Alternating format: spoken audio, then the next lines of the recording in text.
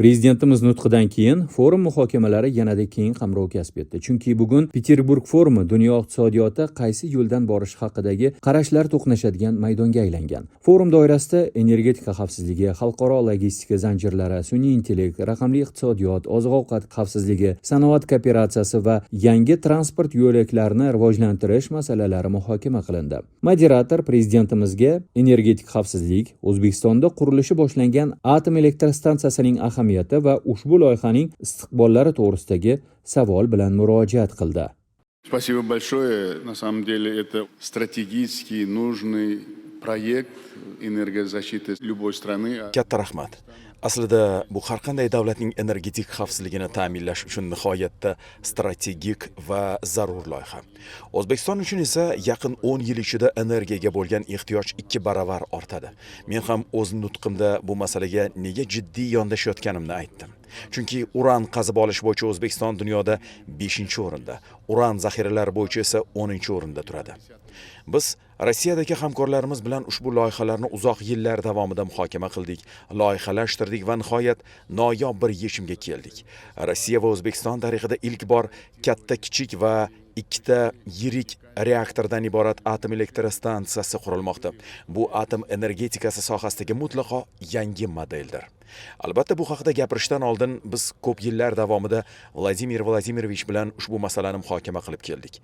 Birinchi navbatda nima qildik? Men Moskva muhandislik fizika instituti filialini ochishni so'radim.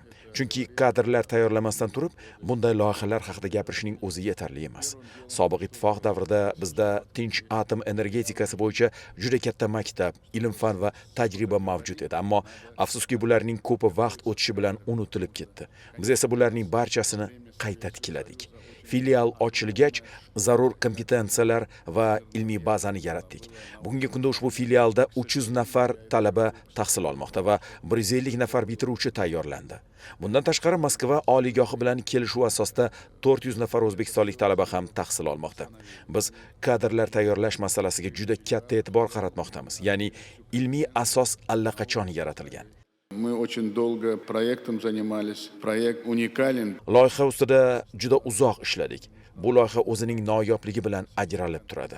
Chunki Rossiya texnologiyalari barcha xalqaro standartlarga to'liq javob beradi. Bugun biz ushbu ulkan, noyob va men aytgan bo'lardimki, tarixiy loyihani amalga oshirishga juda yaqin turibmiz. Kecha Vladimir Vladimirovich bilan birgalikda unga rasman start berdik. Bilasizmi, O'zbekistonda vaqt kech bo'lishiga qaramay men uchrashuvdan so'ng viloyat rahbariyati bilan gaplashdim. Ishtirokchilar hali tarqalmagan edi. Ular o'z fikrlarini bildirdilar. Quvonchini ham baham ko'rishdi. Chunki bu istiqbol uchun juda muhim. Shuni aytmoqchimanki, bu atom elektr stansiyasi bo'yicha Rossiya bilan hamkorlikdagi so'nggi loyiha bo'lmaydi. Biz kelgusida ham boshqa stansiyalarni qurishda davom ettiramiz. Sababi buning uchun mustahkam zamin yaratdik. Siz ta'kidlaganingizdek, kadrlar bazasi va mutaxassislar ham tayyorlandi. Endigi vazifa ishlarni tezlashtirishdan iborat. Kecha Vladimir Vladimirovich bilan ham aynan shu haqida gaplashdik. Biz loyiha ijrosini eng yuqori darajada nazorat qilamiz, chunki O'zbekiston aholisi atom elektr stansiyasini uzoq yillardan beri kutmoqda. Экономика растет. Для экономики гарантированное электроснабжение очень важно. Iqtisodiyot o'sib borayotgan bir paytda barqaror va kafolatlangan elektr ta'minoti nihoyatda muhim. Aytgancha, kecha biz O'zbekistonning energetik samaradorligini oshirishga qaratilgan boshqa yirik loyihalarni ham muhokama qildik. Shuning uchun menimcha kechagi kun tarixiy kun bo'ldi. Men rossiyalik hamkorlarimizni ham, o'zbekistonliklarni ham tabriklayman. Fuqarolarimiz ushbu loyihani ko'tarinkilik va ishonch bilan qarshi oldilar. Bu loyiha O'zbekiston Respublikasining energetik himoyasi va energetik xavfsizligini ta'minlashga juda muhim poydevor bo'lib xizmat qiladi. Этот проект, он принесет очень серьезную, знаете, основу энергозащищенности, энергобезопасности Республики O'zbekiston.